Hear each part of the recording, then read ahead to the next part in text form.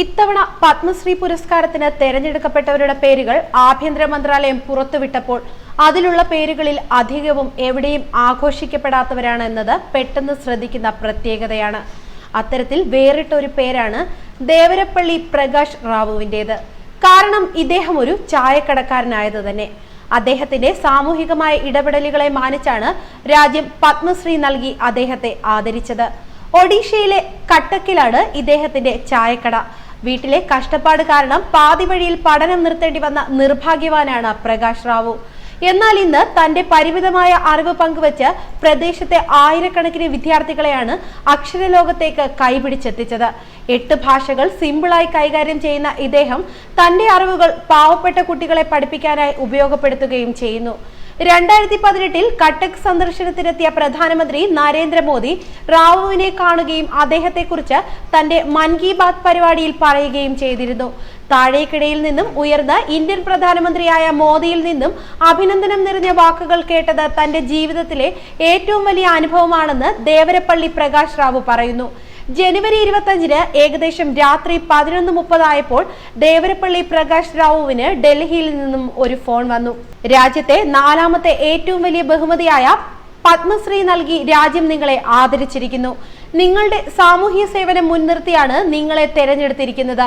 ഇതായിരുന്നു ആ സന്ദേശം. എന്നാൽ അവിടെയും അദ്ദേഹം വിനയാന്വിതൻ ആവുകയാണ് ഉണ്ടായത്. ഇത്രയും വലിയ അവാർഡിനൊന്നും താൻ അർഹനല്ലെന്നായിരുന്നു റാവുവിന്റെ ആദ്യ പ്രതികരണം. മറ്റുള്ളവർക്ക് പ്രചോദനമാകുന്നുവെങ്കിൽ, ജനങ്ങൾ ആഗ്രഹിക്കുന്നുവെങ്കിൽ ഇത് ഏറ്റുവാങ്ങും, അദ്ദേഹം കൂട്ടിച്ചേർത്തു. രാജ്യത്തെ ലക്ഷക്കണക്കിന് ചെറുപ്പക്കാർക്ക് തന്റെ ഈ അവാർഡ് ഒരു പാഠമാകുമെന്നാണ് അദ്ദേഹം പ്രതീക്ഷിക്കുന്നത്. വലിയ ആളുകളാകണമെന്ന് സ്വപ്നം കാണുന്നവരാണ് ഇന്നത്തെ ചെറുപ്പക്കാർ. എന്നാൽ സ്വന്തം ഉത്തരവാദിത്തം ചെയ്യാൻ പരമാവധി യത്നിച്ചാൽ ഒരു ദിവസം ലോകം നമ്മളെ അംഗീകരിക്കും. റാവു ഇത് പറയുമ്പോൾ അദ്ദേഹത്തിന്റെ ജീവിതം തന്നെയാണ് സാക്ഷ്യപത്രം. ദാരിദ്ര്യം കാരണം 10ാം ക്ലാസ്സിൽ പഠനം നിർത്തി ചായ കച്ചവടത്തിനിറങ്ങിയതാണ് ദേവരപ്പള്ളി പ്രകാശ് റാവു. എന്നാൽ സ്വയം അദ്ദേഹം 8 ഭാഷകൾ പഠിക്കുകയും തെരുവിലെ 100 കണക്കിന് കുട്ടികളെ പഠിപ്പിക്കുകയും ചെയ്തു. തനിക്ക് കിട്ടുന്ന പണം കൊണ്ട് തെരുവിലെ 100 കണക്കിന് കുഞ്ഞുങ്ങളെ ഊട്ടി ഈ മനുഷ്യൻ.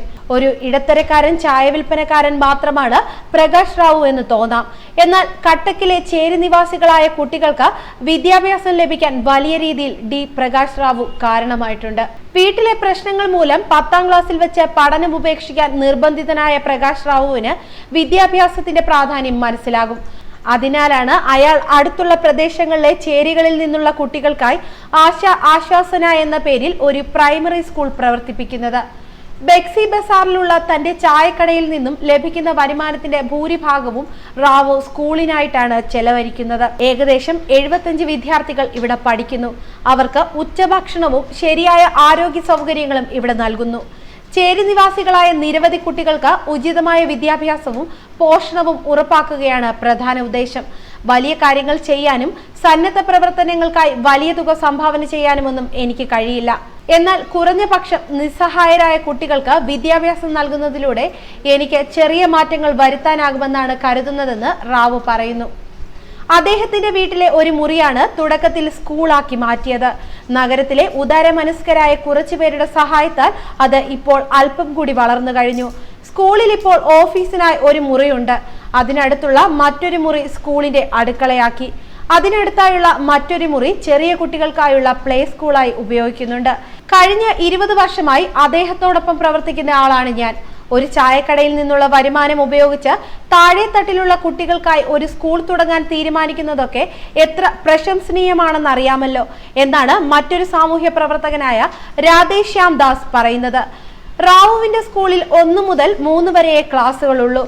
പ്രാഥമിക വിദ്യാഭ്യാസം പൂർത്തിയാക്കിയ വിദ്യാർത്ഥികളെ ഉന്നത വിദ്യാഭ്യാസത്തിനായി മറ്റ് സ്കൂളുകളിലേക്ക് അയക്കുകയാണ് ചെയ്യുന്നത്. ഈ സ്കൂളിൽ നിന്നുള്ള 8 പെൺകുട്ടികൾ മെട്രിക്കുലേഷൻ പാസ്സായി ഇപ്പോൾ കോളേജ് വിദ്യാഭ്യാസം ചെയ്യുന്നുണ്ട്.